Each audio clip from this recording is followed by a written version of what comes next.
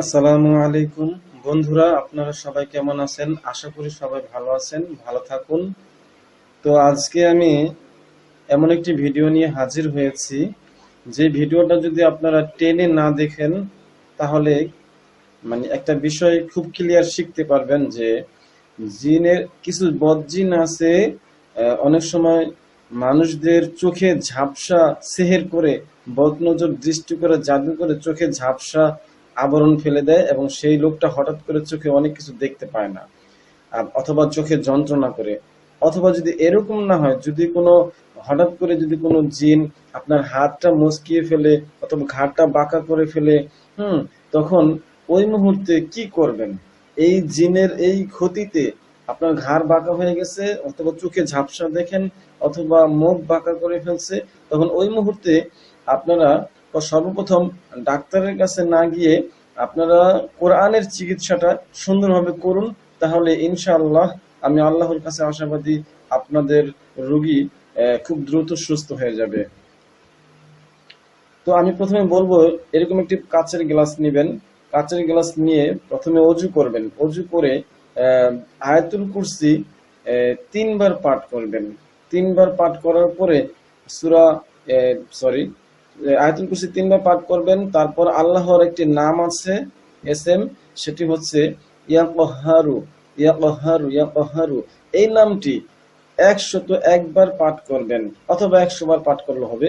101 বার পাঠ করে তারপর এই পানির গ্লাসে এভাবে ফুঁক দিয়ে দিবেন।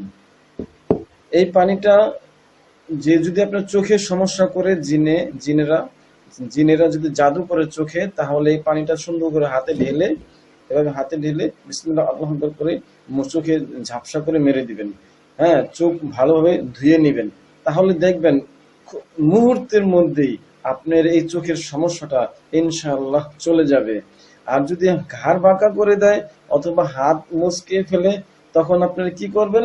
তখন এই পড়া পানিটা দিয়ে যেখানে আপনার সমস্যা করেছে সেখানে আপনি এভাবে হাত দিয়ে ধুয়ে দিবেন। এইভাবে পানিটা দিয়ে হাত দিয়ে ধুয়ে দিবেন বিসমিল্লাহ বলে, আর হাতটা ধুয়ে দিবেন। তো এইভাবে জিনের সমস্যাগুলি যেখানেই হোক না কেন, হ্যাঁ, আপনার পিঠে সমস্যা করছে অথবা ঘাড় মুচকি দিছে অথবা চোখে ঝাপসা দেখাচ্ছে অথবা হাত ভেঙে দিছে, এরকম অনেক সময় হয়। ছোট বাচ্চাদেরকে বেশিরভাগ জিনেরা ঘাড় মটকে দেয় অথবা হাত বাঁকা করে দেয় অথবা চোখে ঝাপসা দেখায়।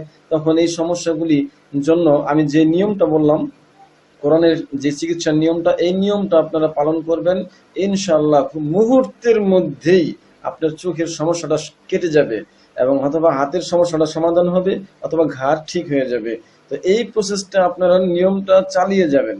হ্যাঁ, এটা তো খুব সহজ একটা নিয়ম, আপনারা নিজেরাই পারবেন এটা।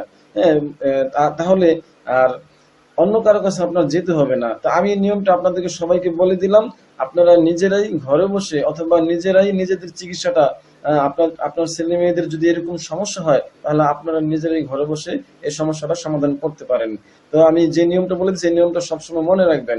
ইনশাআল্লাহ যে কোনো কাজ করার আগে আপনি অজু করে নেবেন এবং বিসমিল্লাহর সাথে তদবিরগুলি ঠিকঠাক মতো করবেন, তাহলে ইনশাআল্লাহ আপনার এই কাজ হয়ে যাবে।